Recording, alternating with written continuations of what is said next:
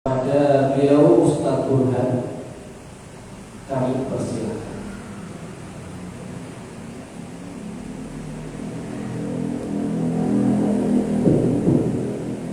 Bismillahirrahmanirrahim. Assalamualaikum warahmatullahi wabarakatuh. Alhamdulillahilladzi arsala rasulahu bil huda wa dinil haqq liyudhhirahu 'ala dini kullihi wa kafaa billahi shahida. Asyhadu an la ilaha illallah wa asyhadu anna Muhammadan 'abduhu wa rasuluhu afdhalul makhluqin. Allahumma shalli wa sallim wa barik 'ala nabiyyina Muhammad wa 'ala ali Muhammad. Rabbi shrah li sadri wa yassir li amri wahlul 'uqdatam min lisani yafqahu qawli. Amma ba'd. Puji syukur atas lebar rahmat Allah Subhanahu wa taala pada malam hari ini kita masih diberikan keistiqomahan untuk dapat melaksanakan dan mengikuti kajian teras milenial dengan judul yang menjaga akidah.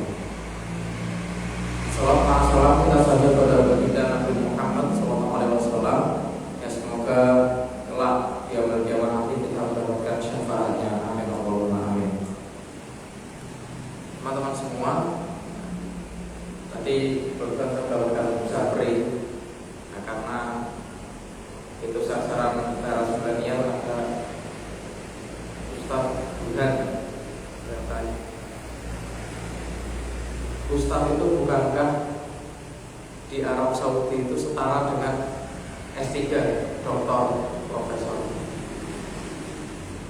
Atas kenapa kok gelar Ustaz di Indonesia hanya sekedar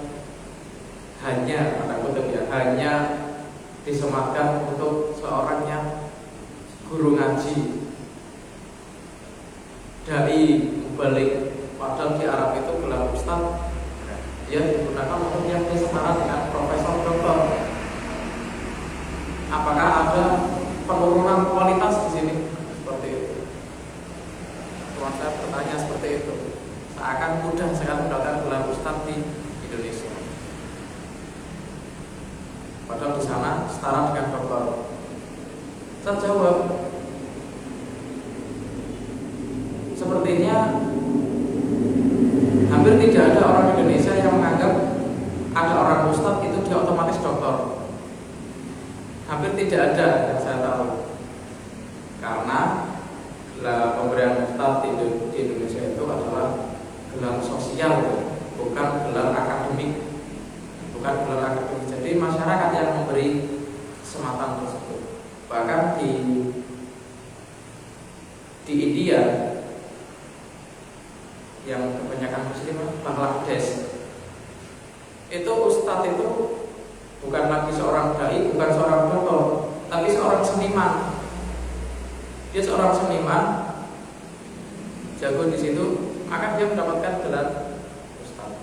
Nah, kembali lagi di sini, memang untuk di Indonesia sendiri ustadz itu ya dia yang dai, kemudian hanya guru ngaji. Walaupun kata hanya itu saya rasa urgent sebenarnya, tidak bisa diremehkan seorang guru ngaji itu. Tidak bisa diremehkan. Kita bisa baca alif bata, kita bisa baca al-fatihah, ya karena guru ngaji. Maka walaupun sering diremehkan dan sering dianggap hanya guru ngaji, itu saya rasa tidak pantas jika dinyatakan sebagai hanya. Karena biar bagaimanapun kita bisa ngaji pertama ya lewat guru ngaji yang di kampung-kampung itu. Apalagi pertama awal ya mengenai pentingnya menjaga akidah.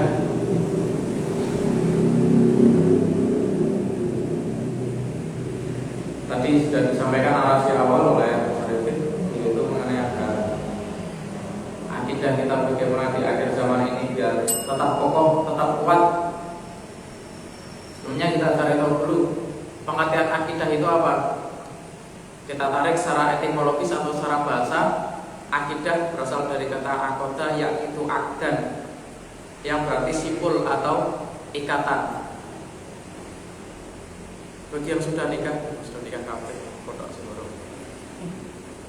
Sudah nikah itu Mas Agus ketika salaman jarene, salaman itu namanya apa Mas? Akad itu ya satu akar kata dari akoda, yaitu akdan, ikatan. Itu akad itu adalah sebuah ikatan suci. Jadi ketika sudah mobil tuh nikah watas wijah bimahrin malhurin halan, maka di situ sudah terikat. Ketika penghulu sudah menyatakan pernikahan, kemudian kita menyatakan saya terima nikahnya, oh di situ sudah terjadi ikatan. Ikatannya itu kan berlangsung terus selama pernikahan itu seterusnya. Nah, begitu pula dengan akidah, kontrak kita dengan Allah. Nah, kontrak kita dengan Allah itu ketika mengatakan asyhadu alla ilaha illallah wa asyhadu anna muhammadar rasulullah. Dan sebenarnya kontrak ini sudah kita lakukan jauh sebelum kita lahir di dunia. Ketika kita berada di alam ruh, jadi dulu semua ruh itu berada di satu tempat. Kemudian Allah berkata kepada para ruh itu, alastu birabbikum, bukankah aku ini adalah Tuhan kalian? Kita semua dulu pernah menjawab, qalu bala, betul, syahidna, kami bersaksi bahwasanya engkau adalah Tuhan kami. Jadi dulu itu kita sudah bersaksi bahwasanya Allah adalah Tuhan. Nah, sampai kemudian ketika lahir, ingatan itu dihapus semuanya. Dihapus semuanya sehingga kita lahir seperti biasa. Kemudian ada muncul hadis, kullu mauludin, tiap anak yang lahir yuladu ala fitratin, lahir dalam keadaan fitrah. Jadi sejatinya anak lahir itu dia kondisi fitrah. Fa'abawahu, maka kedua orang tuanya lah yuhawidanihi, yang menjadikannya Yahudi, au yunasironihi, atau Nasrani, au yumajisani, atau seorang Majusi. Jadi fitrah di sini maknanya adalah Islam. Tugas orang tua, lingkungan itu adalah mengawal fitrahnya itu supaya tetap dalam Islam. Namun jika di keluarganya itu kemudian dari non muslim, nah sehingga anak itu akan mengikuti. Namun sejatinya fitrahnya itu dia adalah Islam, fitrahnya, sehingga tidak bertentangan ketika dia lahir kemudian mengikuti ketentuan-ketentuan dalam Islam. Jadi sebenarnya kita itu sudah Islam sejak sebelum lahir. Nah itu kontrak kita dengan Allah. Yang namanya kontrak itu kemudian ada kewajiban-kewajiban seperti nikah tadi. Ketika sudah melakukan akad kontrak, bukan nikah kontrak, maksudnya akad dan melakukan pernikahan tadi, maka seorang suami memiliki kewajiban untuk berikan nafkah kepada istri, kepada keluarganya. Pun seorang istri setelah ada akad tersebut, maka dia berkewajiban untuk taat kepada sang suami. Nah, jadi ini akidah itu kontrak kita dengan Allah. Kemudian secara terminologis atau istilah, ini menurut Hasan Al-Banna, aqaid itu jamak dari akidah. Al-aqaidu dia adalah al-umuru allati yajibu ayyusaddiqa biha, beberapa perkara yang wajib diyakini kebenarannya qalbuka, oleh hatimu, wa tatma'innu ilaiha nafsuka, dan mendatangkan ketenangan jiwa, wa takunu yakinan, dan menjadi keyakinan, indaka la yumazijuhu raibun wa la yukhalituhu syakkun, menjadi keyakinan yang tidak bercampur sedikit pun dengan keraguan-raguan. Jadi ada beberapa kata kunci di sini mengenai akidah. Yang pertama yaitu perkara yang wajib diyakini, harus diyakini.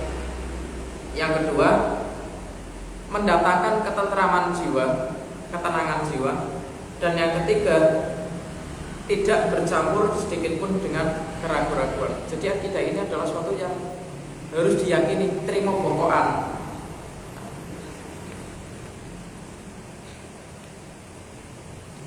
Dan ini mengenai akidah ini juga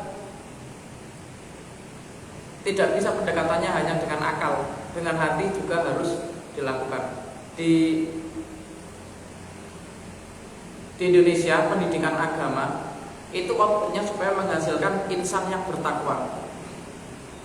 Jadi pendidikan agama Islam di Indonesia itu supaya outputnya menjadi insan yang bertakwa, menjadi insan yang kamil, manusia yang sempurna. Namun di Barat, di Eropa itu sekarang banyak universitas yang ada di situ studi keislaman. Di Oxford itu ada, kemudian di beberapa kampus-kampus juga ada studi keislaman.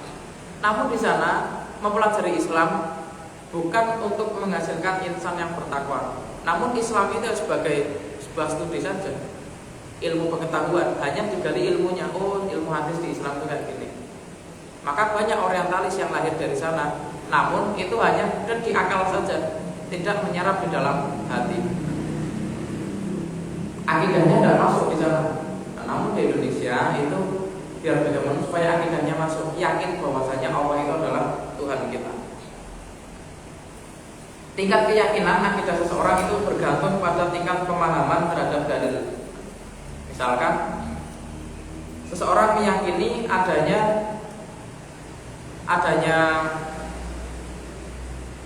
Kabupaten Demak. Itu bila dia mendapatkan informasi dari orang yang jujur, orang yang tidak pernah berbohong, keyakinannya tersebut akan semakin bertambah lagi jika dia mendapatkan gambar foto tentang Demak. Keyakinannya akan bertambah lagi ketika dia datang ke Demaknya langsung. Keyakinannya akan bertambah lagi ketika dia jalan-jalan di Demaknya itu. Jadi keyakinan seseorang itu bergantung pada tingkat pemahaman terhadap dalil yang ada. Adapun mengenai akidah ini, ada beberapa istilah lain tentang akidah. Yang pertama yaitu iman. Jadi akidah ini juga sering disebut dengan istilah iman. Ada kalanya akidah itu semakna dengan iman, ada kalanya akidah itu berbeda makna dengan iman.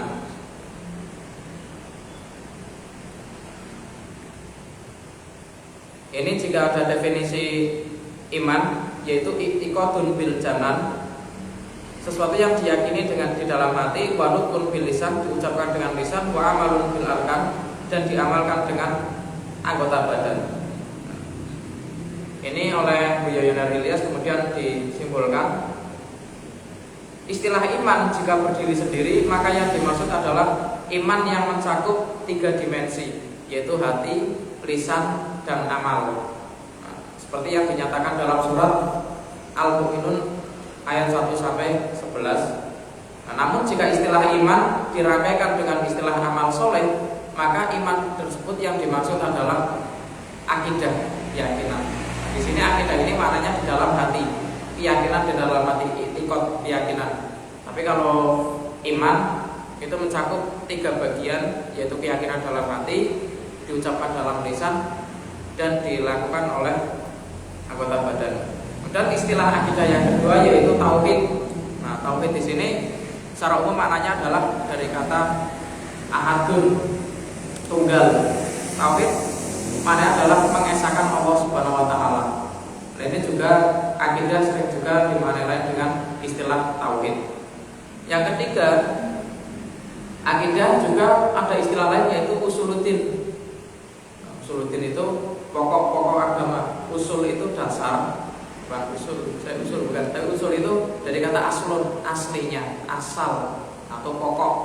Ad-din, agama. Jadi usuluddin adalah pokok-pokok dari agama. Kemudian istilah lain dari akidah yaitu ilmu kalam. Kalam artinya berbicara. Karena akidah ini banyak dibicarakan. Jadi banyak ada dialog-dialog di sini mengenai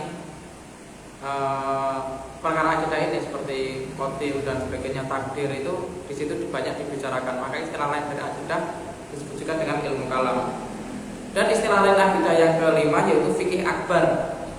Kenapa kok jadi fikih? Fikih itu pada dasarnya sebenarnya luas. Jadi ada sebuah hadis Rasulullah menyampaikan may yuridillahu bihi khairan yufaqihu fiddin. Barang siapa yang dikehendaki oleh Allah kebaikan, yufaqihu fiddin, maka akan dipahamkan kepadanya agama, di dalam agama. Jadi fikih di situ mencakup berbagai hal. Nah, namun fikih yang terkenal saat ini yaitu fikih sekedar ya pemahaman mengenai amaliyah saja, bagaimana sholat yang benar, tohara yang benar. Namun satunya fikih itu luas, termasuk akidah itu juga termasuk disebut fikih juga. Nah, namun disebut dengan fikih akbar. Nah, karena ada pergantian istilah sampai saat ini. Adapun ruang lingkup mengenai bahasan akidah ini ada bermacam-macam. Di antaranya kita bisa melihat dari hadis yang dulu pernah kita bahas dari kitab hadis Arba'in Nawawi, yaitu dalam mempelajari akidah bisa kita diurutkan melalui rukun iman. Iman kepada Allah, iman kepada malaikat, iman kepada kitab, iman kepada rasulnya, kemudian iman kepada hari akhir, dan iman kepada takdir, qada dan qadar. Nah, jadi ruang lingkupnya itu bisa mempelajari lewat hal tersebut. Kemudian sumber kaidah, sumber akidah dalam Islam ada dua. Yang pertama yaitu akal, yang kedua wahyu.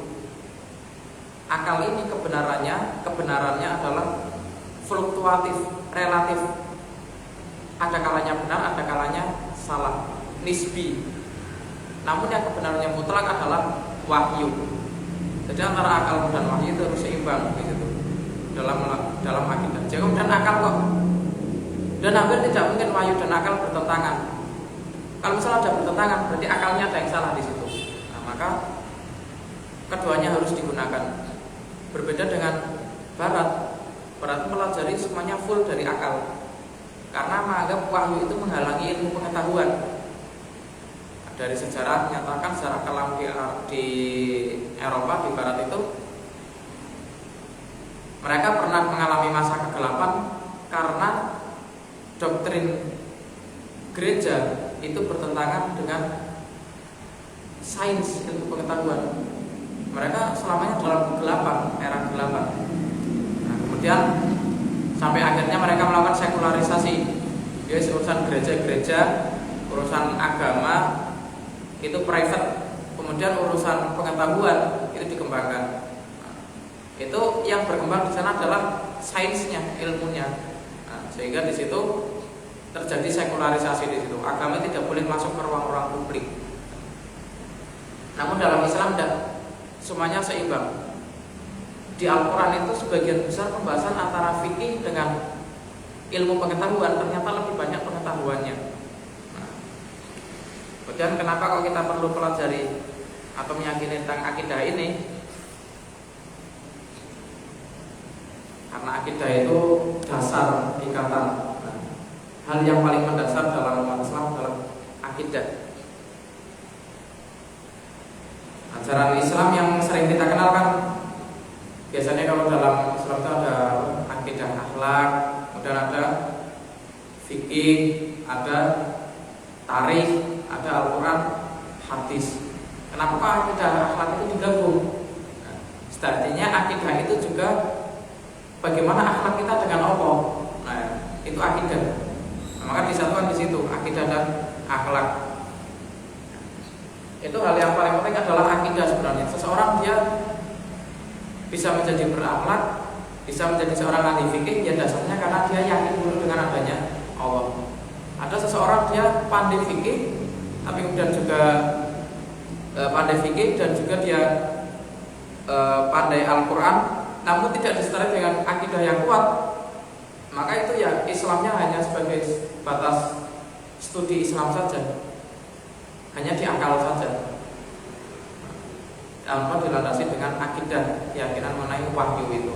Namun ketika dia sudah ada landasan akidah itu, akidah keyakinannya kuat bahwasanya Allah adalah Tuhan kita, Allah lah yang mengatur kita, maka disitulah semuanya dia fikih bisa menguasai, kemudian dalam hal Quran hadis juga menguasai, semuanya karena Allah Subhanahu wa taala. Nah, itu yang dimaksud pentingnya kita pelajari akidah. Dan seorang jika akidahnya kuat, dia tidak perlu banyak tanya lagi. Seorang bisa memiliki akidah itu karena adanya hidayah dari Allah. Inilah mahalnya hidayah. Orang dia ada yang pernah saya sampaikan, jadi seorang orientalis itu dia mempelajari Al-Quran lama, bahkan mungkin belajar Al-Qurannya melebihi kita, tapi dia tidak beriman karena niatnya untuk mempelajari saja. Tapi kita mungkin mempelajari ini ya sak waktu luang itu, tapi kita yakin gitu bahwa ya ini tuh dari Allah. Maka kita mendapatkan hidayah keimanan. Allah lebih berkah kita daripada tadi belajar banyak tapi ternyata tidak disertai dengan keyakinan bahwa Allah itu Tuhan kita. Itu diantara urgensi akidah. Seseorang dia ada seorang ahli fikih, dia ahli Quran, tapi bahkan pimpinan pondok pesantren beberapa bulan yang lalu kita dengar informasi ada kekerasan seksual di lingkungan pendidikan, dan sayangnya pendidikan agama, pendidikan pesantren. Padahal dia orang yang melakukannya itu fikihnya kira-kira jago enggak? Jago. Qurannya jago, pondoknya pondok tahfidz Quran. Tapi kok bisa, kenapa dia sampai melakukan hal tidak pantas tersebut? Ya karena akidahnya lemah. Seorang yang ada di jajaran pejabat misalkan, itu orang yang cerdas, dan bahkan mungkin sebagian pernah jadi santri. Tapi kok sampai melakukan korupsi? Ya karena akidahnya melemah. Nah, dari itu disinilah pentingnya akidah. Jadi bukan fikih, bukan pengetahuan Al-Qurannya yang digunakan dalam diri kita, ternyata yang menjadi pokok adalah akidah dulu, kemudian baru kembangkan ilmu-ilmu yang lain. Nah, maka disitulah urgensi dari kita harus meningkatkan akidah kita, terus dikuatkan keyakinan kita kepada Allah SWT. Baik, mungkin itu saja. Demikian penyampaian yang dapat saya sampaikan. Billahi fisabilil haq, astagfirullah khairat. Assalamualaikum warahmatullahi wabarakatuh.